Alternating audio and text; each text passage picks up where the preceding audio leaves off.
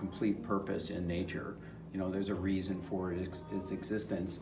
And then when you look back into it, if it gets softer, it can almost look like clouds.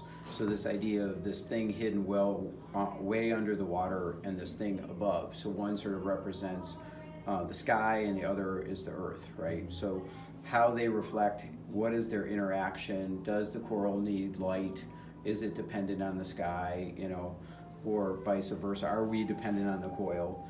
And even in this piece, this beautiful little nugget that's in here, same sort of scenario, which is just be really careful that you don't use up all of those natural resources, those beautiful little nuggets in the world. So in a couple of pieces, I will use natural elements. That's a natural element, that's a natural element. But in other pieces like this one, the center of this piece is this piece is obviously made completely out of glass, except the base is stone. So I might bring natural elements in as a support for the other work. But the ideas and the principles and phenomenon are really things I find primarily always in nature, and try to see if I can capture those ideas and bring them back. The star is obviously about the optical qualities and crystal that the glass has, but also all of these little these are almost like scales that you'd see on an animal in the outside. So there's a small, real subtle texture that gets magnified when you look through it.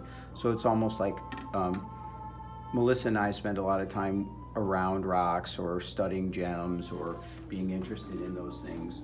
So I was fascinated, can I make a piece that is as beautiful as a natural rock? Can I make that out of glass? You know, how can I make things that are just as beautiful as nature, that are not nature, that represent or are influenced by nature, but they're like what I contribute to the world. Mm-hmm. Because whenever I'm in nature, I'm almost always in awe. And there's just so many hidden, beautiful things in nature that I can just take a walk and find super cool stuff. And I would like that to happen with my work, where you just walked up to it and found another layer or a different level of it. That's same with these optical pieces. The principal idea is when you go, you know, you see them at a distance, it's one thing, and then when you approach, it's something else. As though, in this case, the bowl captured light, and it held it, sort of trapped it. And that would just be like the transient nature of light in sunsets or on water, things like that. I want to be careful not to give you a specific thing, which is why the titles are the way they are. Sure. Because if I give you a specific thing, you're only going to see that in that work. Right. That's the only thing you'll ever see. Yeah. And that'll end the journey for you. And I want you to like be able to enjoy the journey, like keep checking it out, you know. How did you get that centerpiece?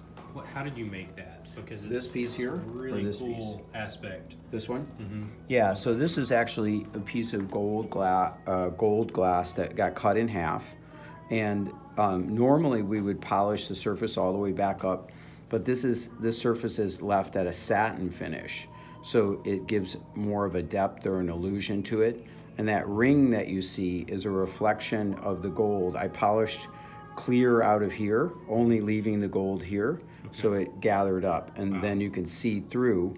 Yeah. So I basically just made a lens out of it. It is really cool. So I wanted you, that's an example of, most people aren't, when you first see that piece, you don't see the whole. You don't see this. Mm-hmm. But if you look really closely, you're gonna actually see down into that